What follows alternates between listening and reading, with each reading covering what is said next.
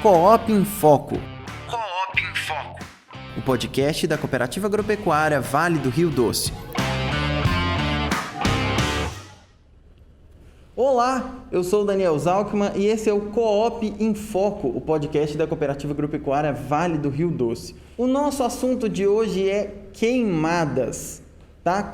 O que você deve fazer para evitar essas queimadas e também falar um pouco sobre a limpeza correta do entorno da área que vai ser feita uma limpeza, por exemplo, de uma pastagem, sobre a regulamentação disso, e nós vamos falar tudo hoje com dois convidados remotos que estão aqui com a gente e com o Alexandre Negri, que está aqui sempre na nossa bancada.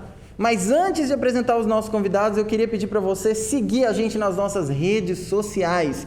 O nosso Facebook e nosso Instagram são Cooperativa GV. Se você está assistindo a gente no YouTube, nosso YouTube Cooperativa GV, você pode ver vários outros conteúdos e vários outros podcasts que estão aí, só você entrar no nosso canal. E se você quiser só escutar a gente pelo Spotify, você consegue procurando por Coop em Foco, tá? Você pode baixar o aplicativo do Spotify no seu celular, e também tem o Spotify Lite, que é uma versão mais leve do aplicativo. Se você tiver com um espaço aí meio ruim no seu celular, tiver com pouco espaço, mas quiser escutar a gente do mesmo jeito e não quiser ser pelo YouTube, pode baixar o Spotify Lite. Vou apresentar os nossos convidados de hoje. Primeiro nós estamos com um engenheiro florestal pela Universidade Federal Rural da Amazônia, a UFRA, e hoje gerente de regularização de atividades florestais do IEF, César Araújo. Bom dia, César. Bom dia a todos.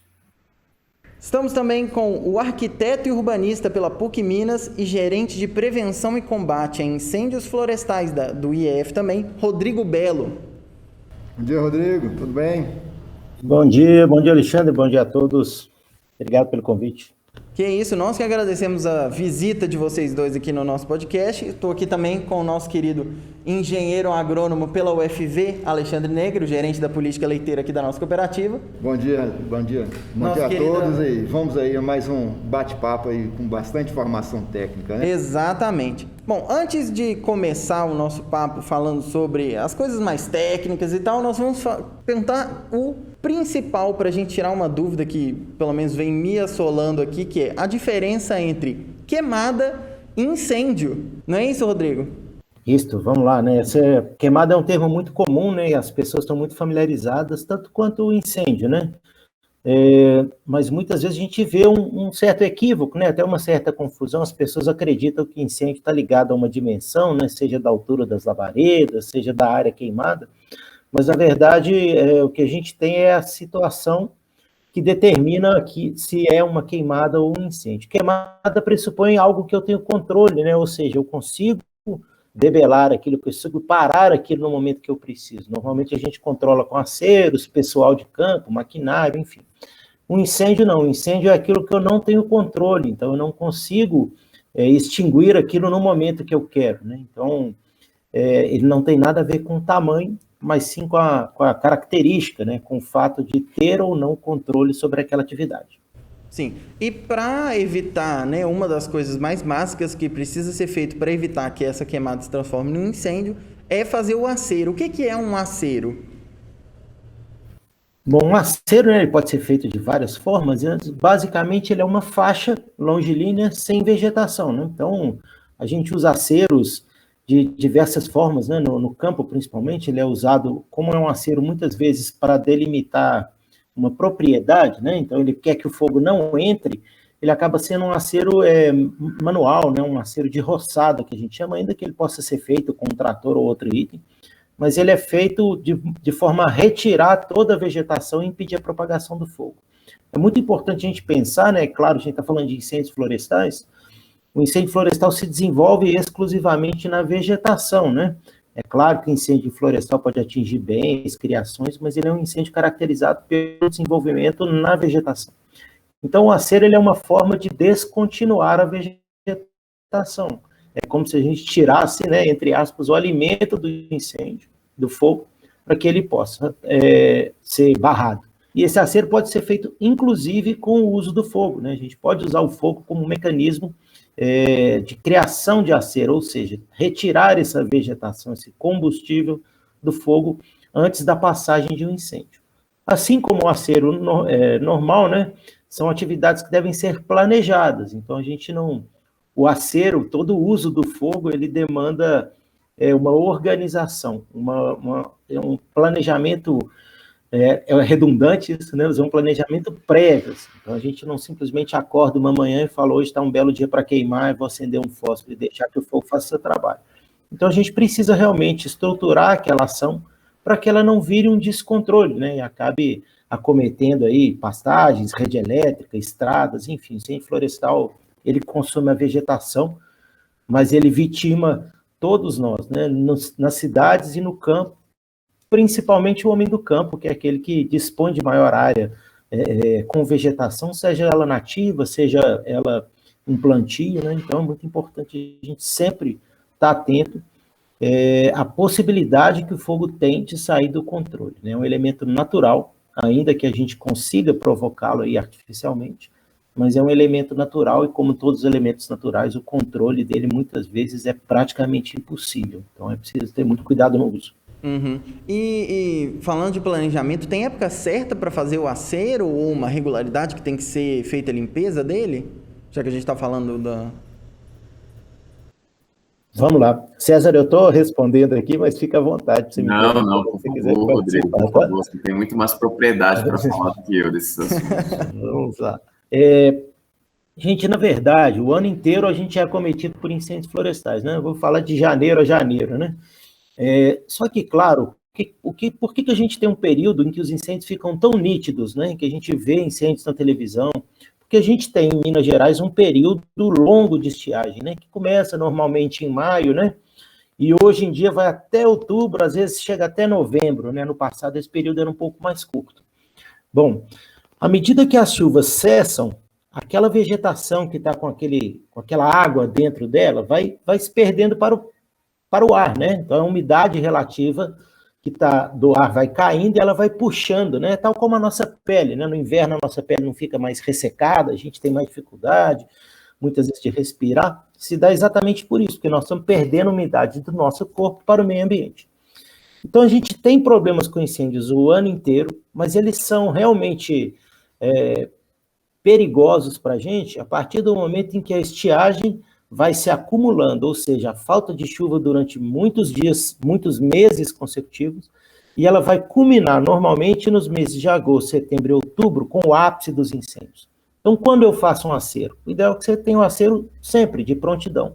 Mas nesses meses, né, a partir do momento que a estiagem se apresenta, é fundamental que você esteja com o acero pronto, né, feito, mantido, né? Não adianta a gente ter um acero que está todo cheio de capim, porque o fogo vai passar.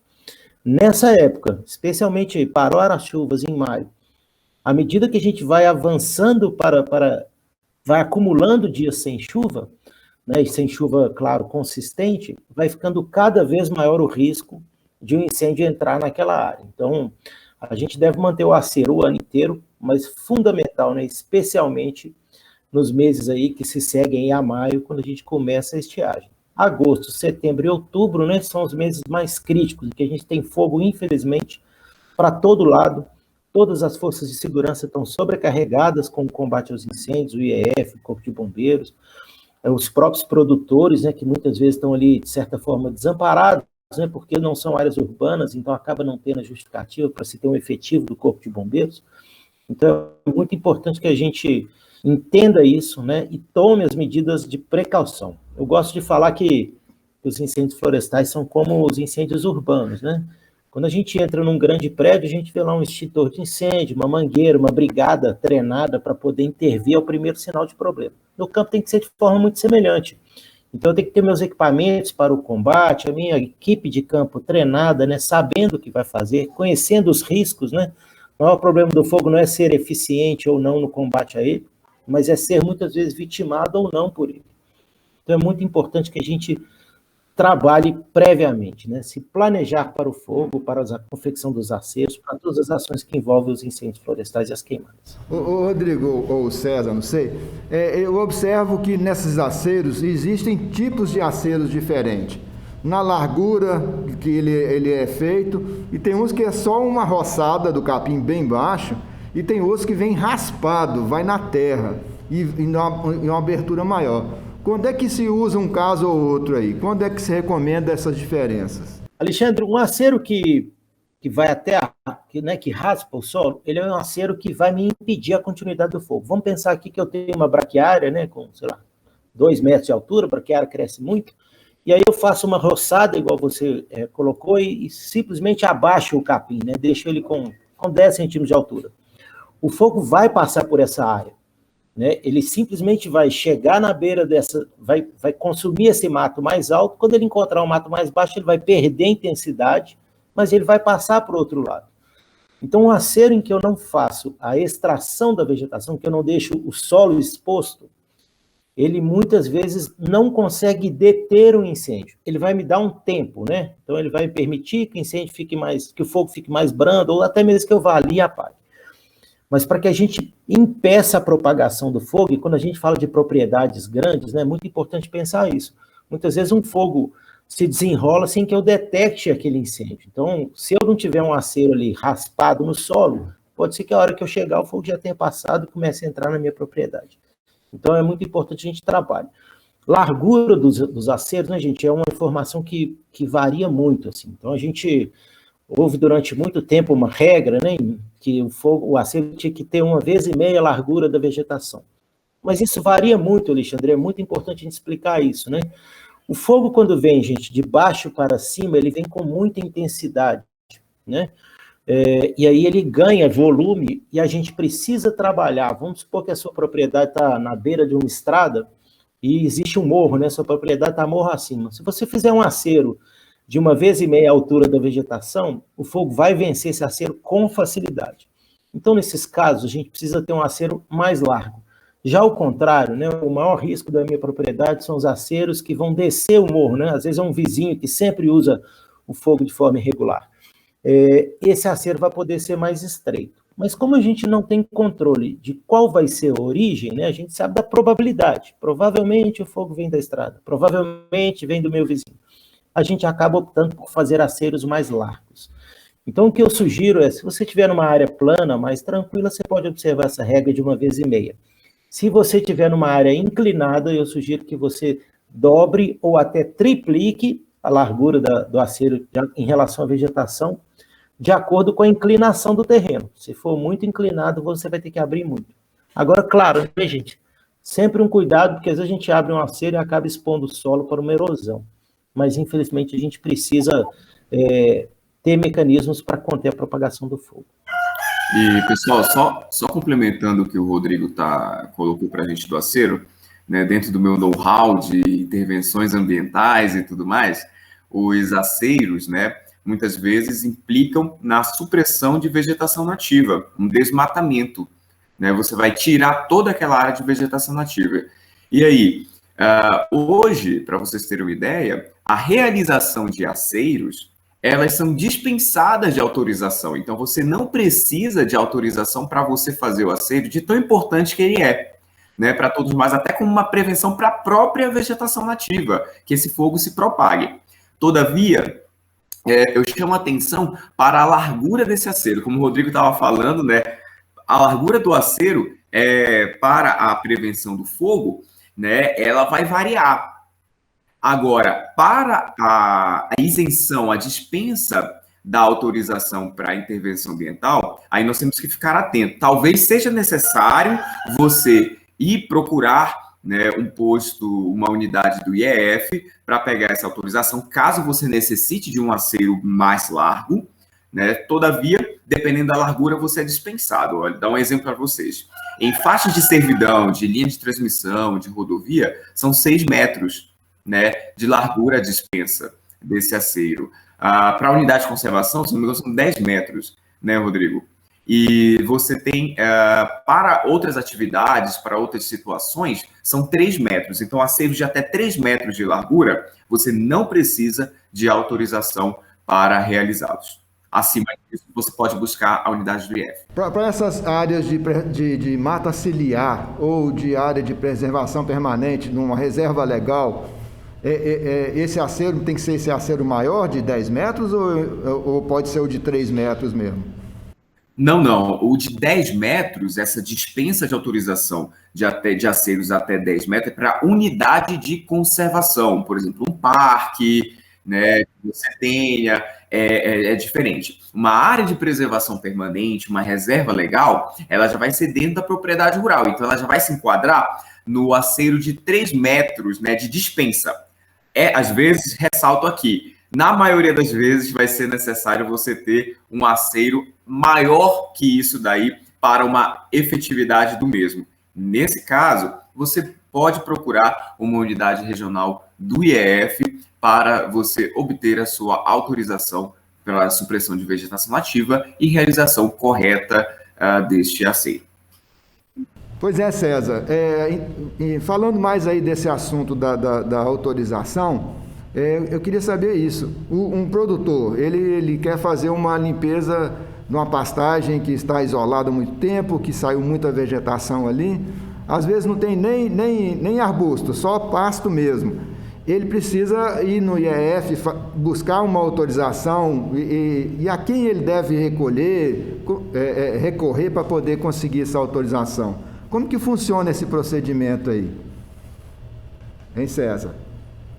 Então, hoje, a limpeza diária ou roçada, ela é outra técnica que é dispensada de autorização, mas eu não estou falando do uso do fogo. O uso do fogo, pessoal, de modo geral, ele é proibido, tá? Então, você não deve usar o fogo exatamente pelos riscos que o Rodrigo já colocou aqui para a gente, né? Pelo próprio exemplo que você colocou para a gente.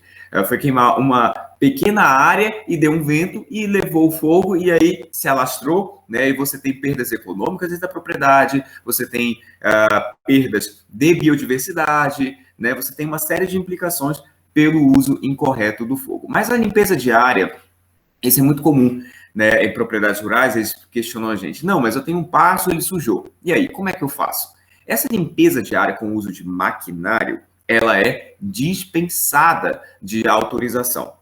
Mas hoje nós temos um conceito do que é limpeza diária, porque eu já vi alguns produtores rurais.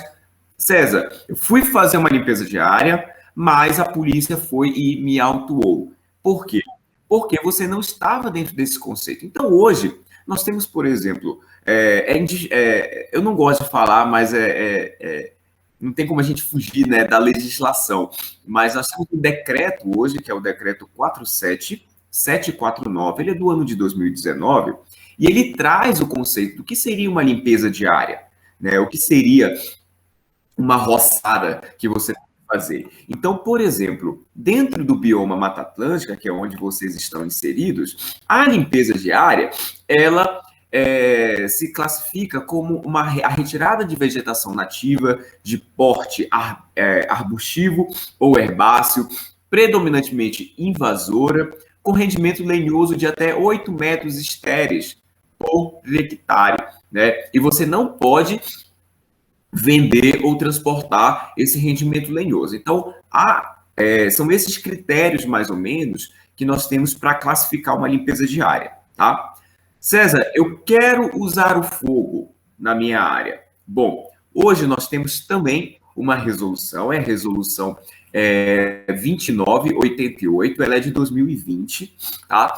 E ela traz as possibilidades de uso do fogo de queima controlada em áreas de plantio agropastoril ou então florestal, certo? E são 7 essas possibilidades. Nós temos, por exemplo, queima de palhada, eliminação de espécies prejudiciais à cultura dominante, eliminação de restos de cultura, eliminação de restos de exploração florestal, por exemplo, café, né? Ou então mesmo você tirou eucalipto, você tem aqueles restos lá dispostos em leira, então você tem que organizar em leira, controle fitossanitário e outras hipóteses.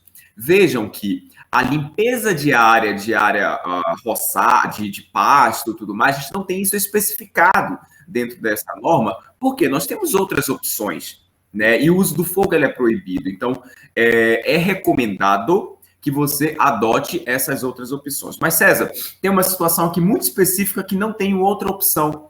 Eu preciso usar o fogo para realizar a minha atividade. Bom, nesse caso, você vai procurar uma unidade regional do IEF para obter a sua autorização para queima controlada, tá certo?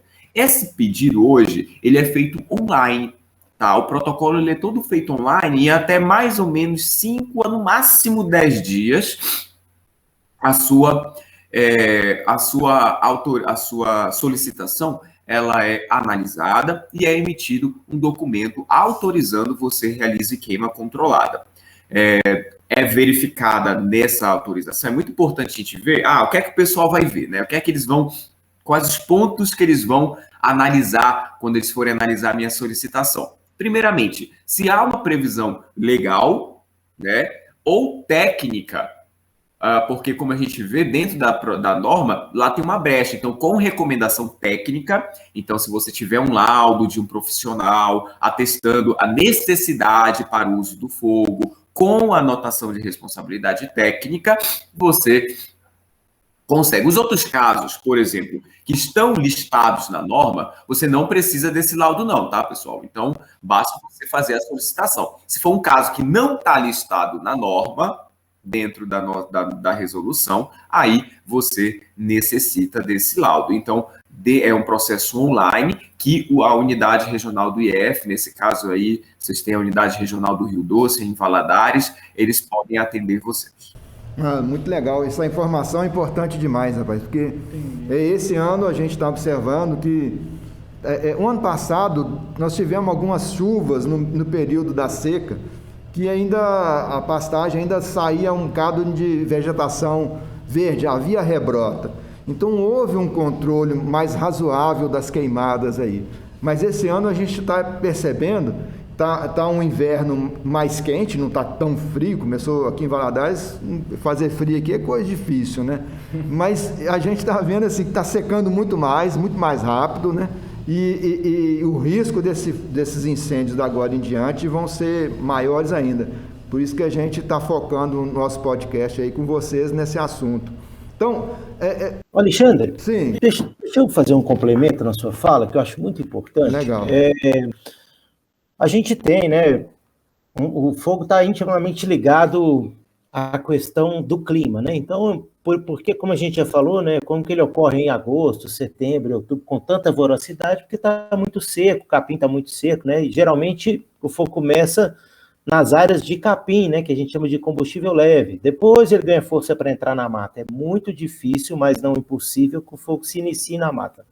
Os incêndios naturais, gente, quando a gente veio aqui, né, quando a gente deu os primeiros passos como homem, os incêndios já estavam moldando boa parte da paisagem, não é o caso de todo o Vale do Rio Doce, né? Era uma mata originalmente tudo, Mata Atlântica, então o fogo, esse bioma, né, ele não dependia do fogo para se desenvolver, já o Cerrado depende, e claro, o Cerrado e a Mata Atlântica estão competindo entre eles, esse é o processo natural. Mas é importante a gente pensar que a partir do momento que eu tenho a vegetação seca, e aí a sua observação é muito importante, Alexandre, a gente está vendo que já está secando rapidamente, a gente está entrando em julho. O que a gente pode perceber, então?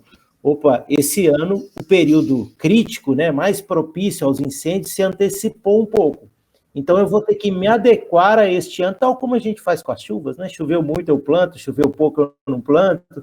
É a mesma coisa. Então, como o período, a vegetação está seca mais cedo, eu preciso ter mais atenção. A nossa sugestão, Instituto Estadual de Florestas, é que o uso do fogo, a partir de agora, seja evitado ao máximo. Eu não tenho condições de usar outra técnica que não seja o fogo.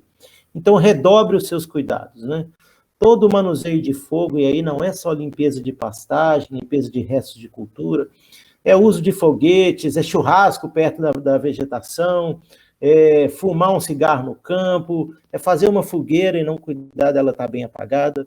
Todas essas ações podem ser o estopim para um grande incêndio, né? E esse grande incêndio pode consumir propriedades, vidas, né? Seja de criações, sejam as nossas, pode causar incêndios nas estradas, fechamento de aeroportos. Então, assim, o problema do fogo é o conceito dele, né? A gente sabe como começa, mas a gente não sabe como termina, né? Então, a gente precisa ter muito cuidado. O que a gente sugere é, a partir desse momento, em que houve já a identificação que a vegetação já está muito vulnerável, né, à ocorrência de fogo descontrolado, é que a gente tente fazer o mínimo uso do fogo possível, inclusive cuidando de qualquer uso dele que possa gerar uma fagulha na vegetação, porque isso vai causar um incêndio florestal. Pois é, aí acontece numa estrada, alguém joga um cigarro, cai na braquiária, a braquiária pega fogo, aí queima a propriedade do produtor, do seu vizinho. Qual que é o procedimento correto para esses produtores que são vítimas da queimada? Eles não estão usando a queimada, mas acabaram sendo vitimados por uma ação até mesmo acidental de alguém desprevenido, que acaba ocorrendo isso. Ou criminosa também. Ou criminosa também. Qual que é o procedimento certo aí numa situação dessa aí, após a queimada, né? Vamos falar assim. Gente, toda vez que houver uma queimada, uma queimada não, né? Um incêndio, a queimada pressupõe controle, então, acontecendo o incêndio, eu vou fazer o antigo BO, hoje chama REDS, né? Registro de Evento de Natureza de Defesa Social. Então, eu vou pedir para a Polícia Militar ou para a Polícia Civil fazer um REDS. Eu falo, olha, teve incêndio na minha propriedade aqui, na data tal, eu gostaria de fazer um REDS. Esse documento, gente, ele não assegura que você não tem, entre aspas, nada a ver com fogo, né? Às vezes, você vai fazer um relatório desse, um registro desse, é o 12º incêndio na sua propriedade. É um tanto estranho, né?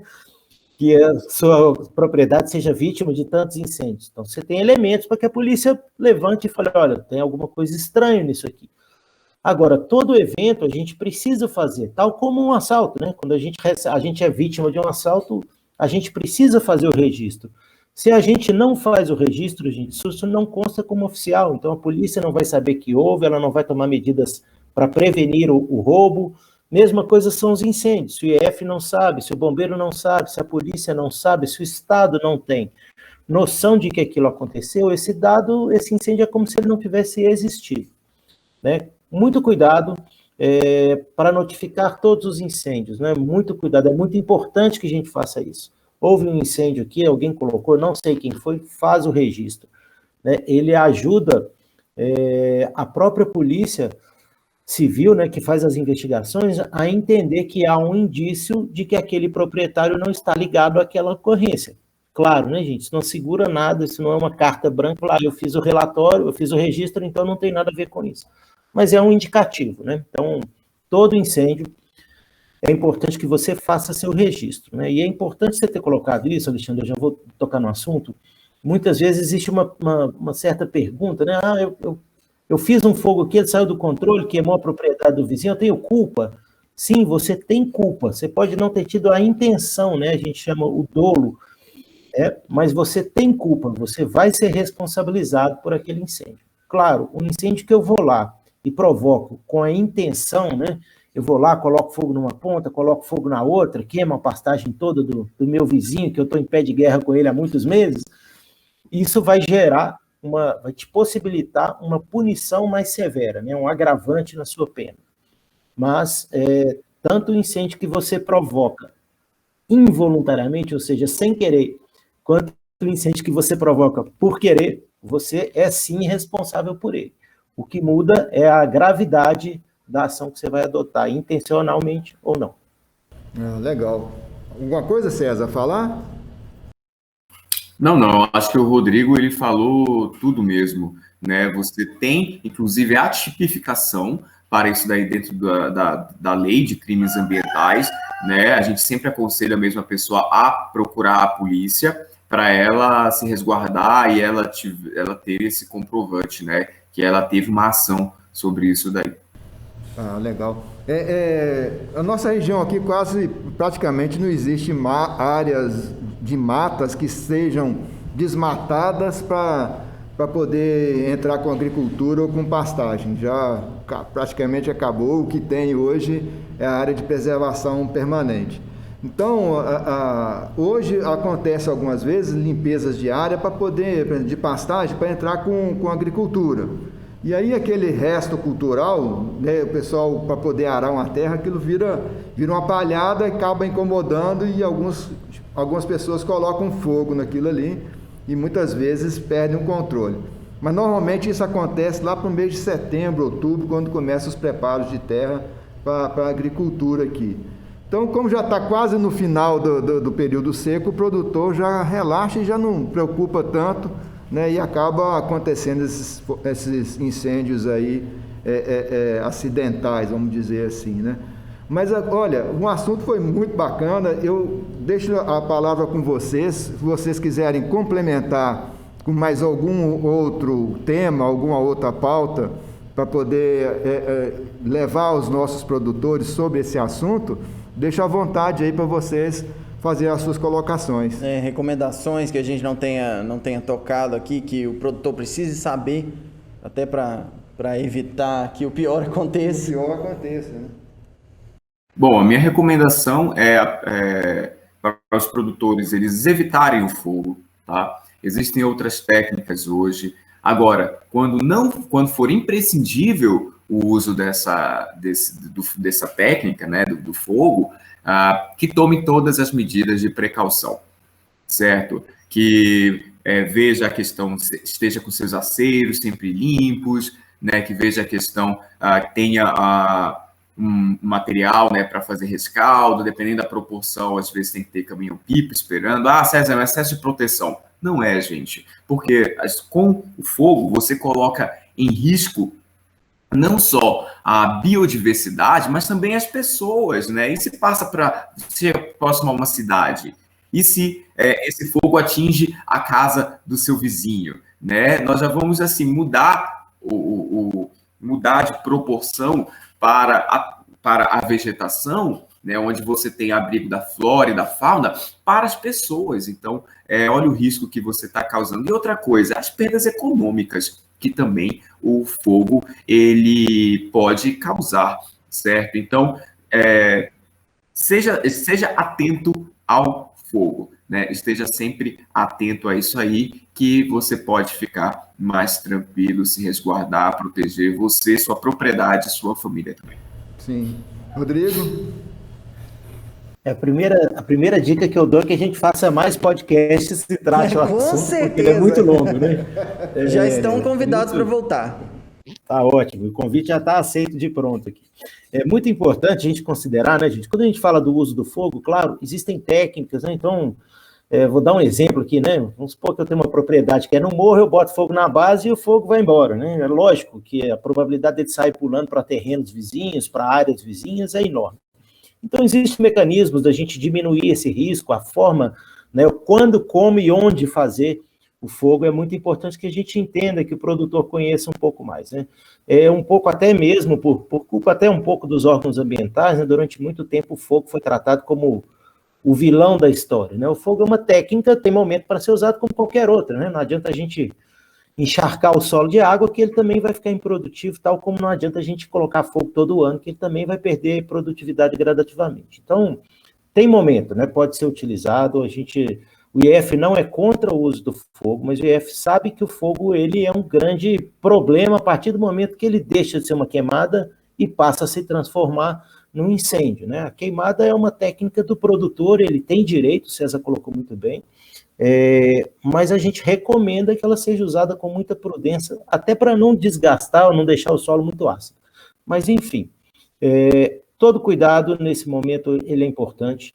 Eu acho que o produtor rural é a maior vítima dos incêndios florestais, com sua produção, mesmo às vezes, né, como a gente colocou aqui, às vezes ele provoca um incêndio sem querer e acaba sendo responsabilizado por aquilo, né? Então, como eu disse, o fato de ser sem querer não tira a culpa dele. Eu acho que se precaver para o fogo é muito importante, né? Criar grupos aí capacitados, o IF dispõe de treinamentos, o Corpo de Bombeiros dispõe de treinamentos, criar estruturas muitas vezes consorciadas, né? É muito caro manter uma brigada, ainda que ela seja exclusivamente formada por funcionários, mas às vezes 2, 3, 4, 5 propriedades rurais montam um pequeno grupo com alguns equipamentos que podem intervir assim que o foco é detectado, né? Fogo, gente, a partir do momento que ele é igual bola de neve, né? Bola de neve em Valadares vocês não conhecem, né, Alexandre? Também a gente não conhece, não. Mas bola de neve é isso, né, gente? Ela vai rolando e vai crescendo. O fogo é a mesma coisa, só que o fogo, assim, ele vai subindo, né? A bola de neve é ao contrário. Então, muito importante, assim que a gente detectar, a gente intervir. Se a gente melhora a nossa capacidade de intervir no fogo, rapidamente a gente reduz o nosso risco. Nós não vamos ficar livres dos incêndios, independente do que a gente faça. Eles estão aí e vão ficar provavelmente para sempre, né? Mas a gente consegue criar formas de proteger os nossos recursos, os nossos bens e a nossa vida. Então, ficou desafio para mais uma aí, para depois a gente tratar em detalhes cada dessas coisas. Isso, eu só queria assim, aproveitar um momento para poder alertar os produtores algumas práticas que ocasionam fogo aqui na nossa região acidental. Por exemplo, eles entram com um trator no meio de um canavial para poder fazer ração. E a máquina que moe a cana é movida pelo motor do trator. E no cano de descarga do trator sai faísca e a faísca cai na palha do canavial e pega fogo. Eu já vi gente perder maquinário, perder muita coisa, prejuízo muito grande com esses fogos acidental por falta de cuidado. Tem que estar muito alerta para evitar. Então, eu só dei esse exemplo para reforçar essa questão de ficar preocupado. Está no momento de ficar de olhos abertos para evitar o fogo. Bom, eu queria agradecer vocês pelo nosso papo. Muitíssimo obrigado. Espero que o produtor rural tenha entendido mais sobre as queimadas e sobre o incêndio, como evitar que isso vire incêndio. Muito obrigado, César. Muito obrigado, Rodrigo, pela participação de vocês. Se quiserem deixar as redes, se quiserem deixar algum contato, um recado final, fica à vontade. Por mim é só agradecer mesmo, né? Dizer que estamos à disposição aí para conversar sempre que precisarem. Muito obrigado. Alô, um abraço. Eu também gostaria de agradecer, né? Parabenizar pela iniciativa, acho fundamental, né? O Homem do Campo precisa mesmo ter o acesso a essa informação, né? A informação é para ele. Dizer que o IEF está à disposição dos senhores, né? O IEF é um órgão que, dentre outras coisas, faz fiscalização e muitas vezes as pessoas só enxergam esse lado, né? Que o IEF faz só fiscalização, mas o IEF é um órgão para gerir o recurso florestal, então ele está aí para garantir o recurso florestal para o futuro, mas também para auxiliar, inclusive, o produtor rural, né? Toda a conservação das nossas matas não é um benefício para o homem da cidade, para o homem do campo, é um benefício para a humanidade. O IEF está aí para trabalhar em favor disso e o homem do campo é peça fundamental. Então, a gente está à disposição para, a qualquer momento, tratar os vários assuntos que o IEF pode auxiliar o produtor. É isso aí. Muito obrigado pela participação de vocês. Muito obrigado, Alexandre, pela sua participação mais uma vez aqui me ajudando na condução desse programa. Espero você na terça-feira que vem no nosso Coop em Foco. Até mais. Coop em Foco. Coop em Foco. O podcast da Cooperativa Agropecuária Vale do Rio Doce.